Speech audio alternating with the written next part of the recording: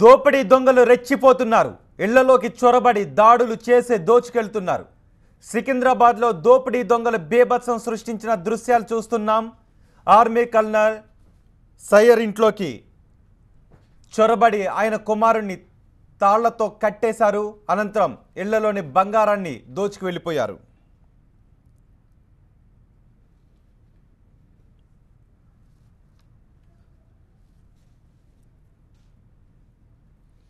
సికింద్రాబాద్లో army colonel ఇంట్లో భారీ చోరీ జరిగింది. ఈ చోరీలో కేజీకి పైగా బంగారాన్ని దోచుకు వెళ్లారు దుండగులు. నిన్న కల్నల్ పని మీద బెంగళూరు వెళ్లారు. ఆయన కుమారుణ్ణి ఇంట్లో వదిలి వెళ్లారు. అతనికి ఆరోగ్యం సరిగా ఉండదు. అందులోనూ రేచీకటి కారణంగా ఇద్దరు సెక్యూరిటీ గార్డులను కూడా ఆయన పెట్టి వెళ్ళాడు. అయితే ఒక సెక్యూరిటీ గార్డ్ ఇంట్లో లేని సమయంలో నలుగురు వ్యక్తులు ఇంట్లోకి తాళ్లతో వచ్చారు. తెచ్చుకున్న తాళ్లతోటి కల్నల్ కుమారుణ్ణి కట్టేశారు, కత్తులతో బెదిరించారు. ఇంట్లోని బంగారాన్నంతా దోచుకు వెళ్లారు. ఘటన జరిగిన తర్వాత ఇంట్లో ఉండే నేపాల్ సెక్యూరిటీ గార్డ్ కనిపించకపోవడంతో అనుమానాలు వ్యక్తమవుతున్నాయి. బయట సీసీటీవీని పరిశీలించి నిందితులను పట్టుకునే పనిలో ఉన్నారు పోలీసులు.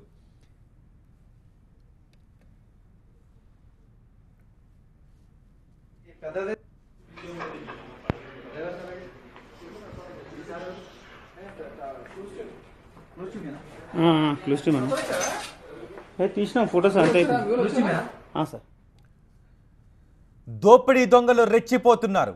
ఇళ్లలోకి చొరబడి దాడులు చేసి దోచుకెళ్తున్నారు. ఇప్పుడు మీరు చూస్తున్న దృశ్యాలు సికింద్రాబాద్లో దోపిడీ దొంగలు బీభత్సం సృష్టించిన దృశ్యాలు. ఆర్మీ కల్నల్ నయ్యర్ ఇంట్లోకి చొరబడి ఆయన కుమారు. అనంతరం ఇంట్లోని బంగారాన్ని ఎత్తుకు వెళ్ళిపోయారు దొంగలు. సికింద్రాబాద్లో ఆర్మీ కల్నల్ నయ్యర్ ఇంట్లో భారీ చోరీ జరిగిన దృశ్యాలు అవి. ఇంట్లోకి ప్రవేశించిన సుమారు నలుగురు దొంగలు కేజీకి పైగా బంగారాన్ని ఎత్తుకు వెళ్లారు. నిన్న కల్నల్ నయ్యర్ పని మీద బెంగళూరు వెళ్లారు.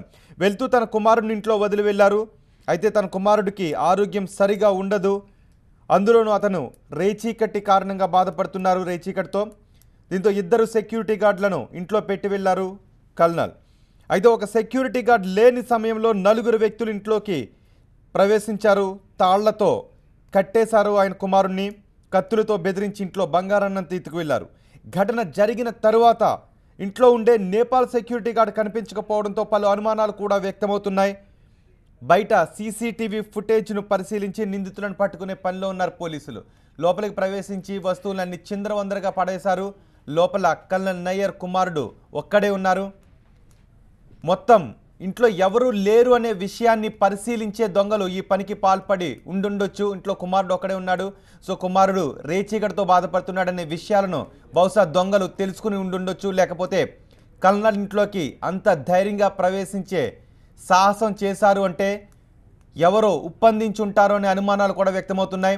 అందులోనూ ఒక నేపాల్ సెక్యూరిటీ గార్డ్ ఘటన తర్వాత కనిపించకపోవడం కూడా పలు అనుమానాలకు తావిస్తోంది. ఇంట్లో వస్తువులన్నీ చిందరవందరగా పడేశారు. కల్నల్ కుమారుణ్ణి తాళ్లతో కట్టేసి దోపిడీ దొంగలు ఈ బీభత్సాన్ని సృష్టించారు. సుమారు నలుగురు దోపిడీ దొంగలు ఇంట్లోకి ప్రవేశించినట్టుగా తెలుస్తోంది. అయితే కల్నల్ ఇంట్లో లేరు అనే విషయాన్ని తెలిసిన దొంగలే ఈ పనికి పాల్పడి ఉంటారు అనే అనుమానాలు వ్యక్తమవుతున్నాయి.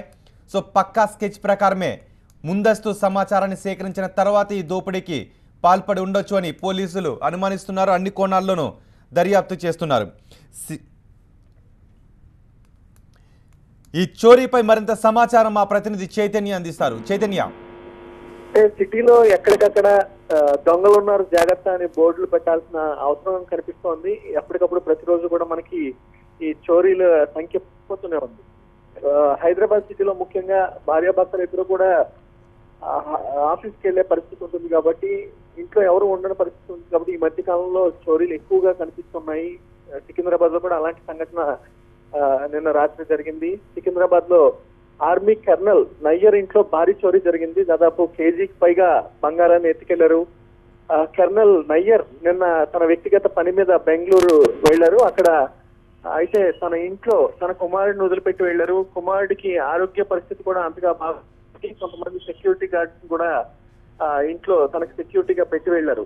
అయితే వాళ్ళిద్దరు సెక్యూరిటీ గార్డ్స్ ఇద్దరు కూడా బయటికి వెళ్లిన సమయంలో కుమారుడిని ఇంట్లో కట్టి దొంగలు తనని కొట్టి ఈ బంగారాన్ని అంతా కూడా ఎత్తుకు వెళ్లారు. అయితే ఈ ఘటనలో కొన్ని అనుమానాలు కూడా తలెత్తుతున్నాయి. నేపాల్ సంబంధించిన సెక్యూరిటీ గార్డ్ కూడా ఎప్పటి నుంచో నయ్యర్ ఇంట్లో పనిచేస్తూ ఉన్నాడు. అయితే ఈ ఘటన జరిగిన తర్వాత నయ్యర్ కనపడటం లేదని చెప్పేసి అంటూ ఉన్నారు.